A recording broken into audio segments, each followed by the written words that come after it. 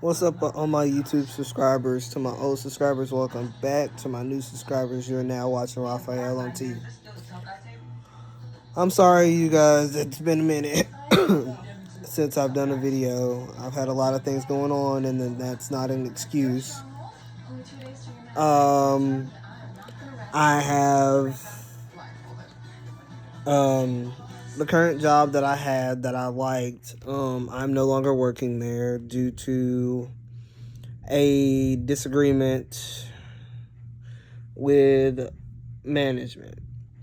Um, I honestly can tell you, like, I hate working for companies like that basically, knew me, or, somebody that knew me before I transitioned. It's always like um somebody will come in and tell them something that has nothing to do with the fact of whether or not I can do my job. So, in the county and city that I stay in, I can tell you I live in the state of Georgia.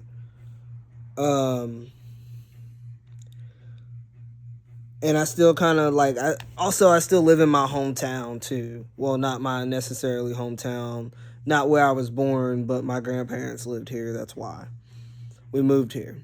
And a lot of people knew me before I transitioned here. And I know I need to move away and find a better opportunity where there's not people that knew me before. I know I need to do that. And I'm currently working on that. But the disagreement that I had basically was with somebody that knew me before I transitioned, and they worked at this job that I went to. Now, mind you, um they didn't work in the same position I did. They worked in upper management. And they came up and said something to me my first day. And you guys, I shrugged it off because I'm like, I'm just here for the money. I don't give a damn about getting to know the people or none of that. I just need a paycheck. That's all I'm here for. In the insurance. But as time went on, it seems like that the company started picking. I was getting in trouble for stuff that didn't have anything to do with me. A machine could go down that I was working on an hour before that I was no longer working on, and I still got blamed for it. I won't even be in the vicinity and still get blamed for it.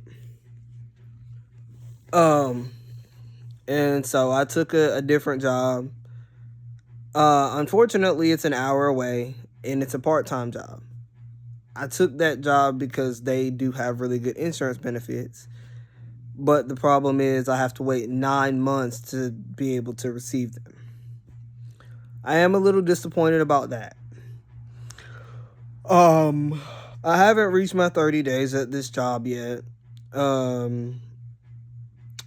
Because I started kind of the late portion of June. So that's why I haven't reached my 30 days yet. I'm trying my hardest to stay at this job. It's part-time, yes, but it's an hour from my house. So it's a long drive. And I have to get up early in the morning. So that's most likely the reason, like, y'all are probably wondering, like, he looks so tired. That's why. I'm driving 5 days a week, an hour away, just to work. Because I'm tired of working in the city that I stay in, because it just seems like I can get a job with no hesitation. But it's like once rumors get to floating around about me being trans, everything changes. And I'm so tired of it. I just want to ask a question. What the fuck does what I have in my pants have to do with my ability to do my job? That's what I want to know. As long as I could do my job, it shouldn't matter what the fuck I have in my pants, or if I'm trans or not, or if I've had all my surgeries or not. Like, that's not none of your business. I'm there to get a paycheck. You don't have to know shit about what's going on in my personal life. My personal life has nothing to do with my ability to do my job. That's what I don't understand. Like, everybody's so hyper focused on trans related issues or trans people in general. And it's like, you need to be worrying about, your job and what you got going on, what you supposed to be doing. Don't worry about me. My motto is, if you're not fucking me, financing me, or signing my checks, what I do don't have shit to do with you. Not nothing. What I do in my personal life ain't got nothing to do with you. And I can say mostly, like, my trans issues around my transition is a lot to do with cisgendered guys. And I mean, I have nothing against them. I don't give two fucks about what you do, to each your own. Right? But I have so many that's so focused on me being trans and whether or not I've had my surgeries. Why do you care? Why are you so concerned about it? Like, what? Because, I mean, I guarantee you that a cisgendered straight man is not going up and asking another cisgender straight man what they got in their pants. It doesn't matter if they were in the military and they got their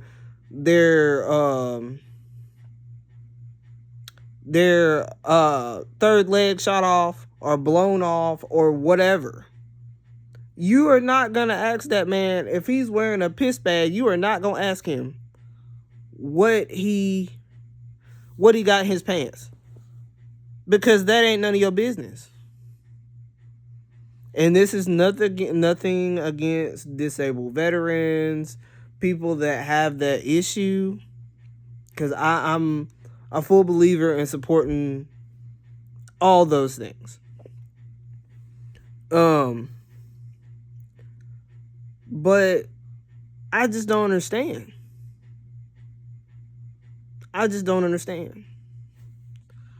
And I've been working towards trying to get, like, my top surgery done, since I was going to have to wait on the bottom surgery. Because I didn't have enough money to do electrolysis. And then when I would get off of work, I didn't have enough time to go to an electrolysis, So, that's the reason I kind of, like, put that on the back burner for right now. And I was trying to go ahead and prepare myself for top surgery. Well, it seems like for me, every time I get close to having top surgery, like, something gets in the way. But starting the end of this year, I'm going to say, the end of this year and the beginning of next year, ain't nothing getting in my way. Not nothing. I'm going to at least have one of my other surgeries by the end of next year. That is my plan. And I can definitely say, like, a lot of the things, like, from what I've seen, and I hate to say this, but from what I've seen, my fiance likes to watch Pigo. And if you guys don't know, it's an entertainment type app, right? And I've seen people on there like people on drugs, people um people basically like, what's the word? Escorting, scammers, whatever you want to call it. I've seen them on there, begging for beans and begging for money. And people are so willing to invest into somebody that's willing to make an ass out of themselves. But nobody will invest into a trans person. But you are willing to invest in somebody that's making an ass out of themselves. I don't understand. I don't understand. I mean, there's people on there that are begging for beans. You know? And that's not everything that app's about, but from what I've seen, the majority of it, that's what it is. You know? So I'm trying to give y'all a little update about what's been going on. Like, I've been going through an emotional roller coaster with family members, friends, coworkers, and I don't give a damn, if you don't like me because I'm trans. Hey, you don't have to be friends with me. We ain't gotta kick it. We ain't gotta be cool. We ain't gotta be friends. We don't even have to be acquaintances, is the way I look at it.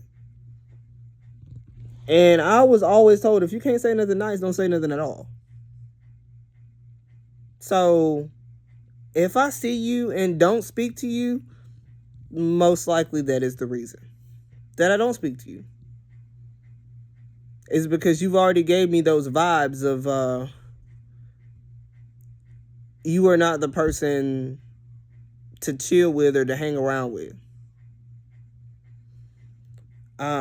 So I'm just giving you guys an update on what's been going on with me. And I know I went on like a couple minute rant there for a second, but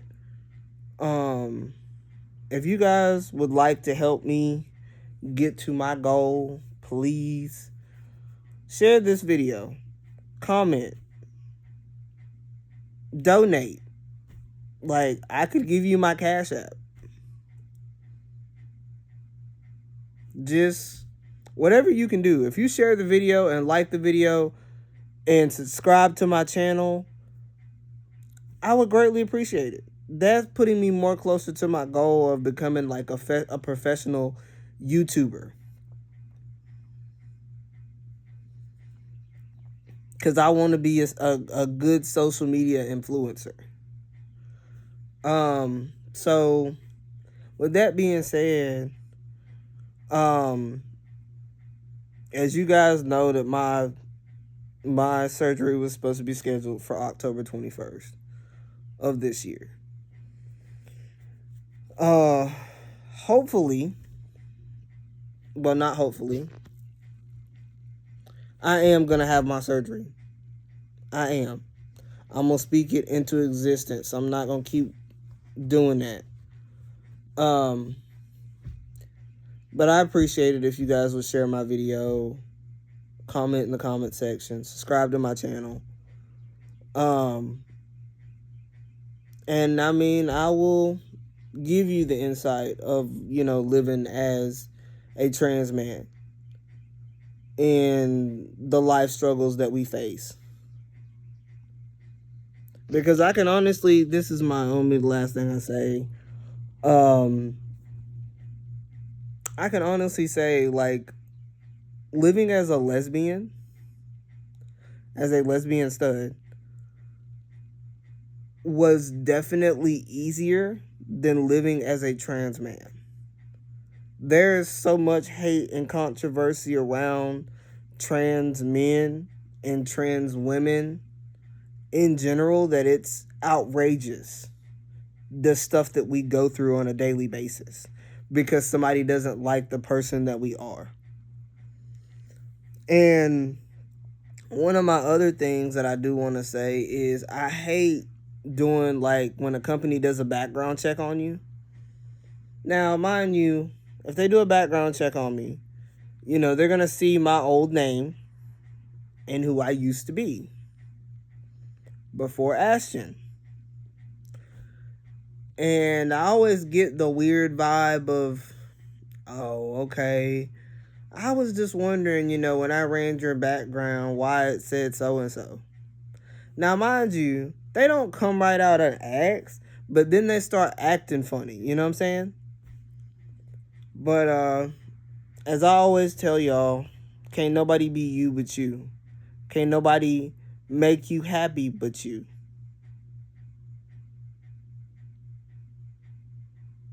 So, be you. The most authentic you can be. Whether that's as a bisexual person, a lesbian person, a transgender person, a pansexual person, a polyamorous person, an asexual person. Like, it does not matter. A queer person, a bisexual person. It does not matter. Be the most authentic you that you can be. And be proud of who you are. Because if you're not going to be proud of who you are, you always going to be hiding in the dark. Peace.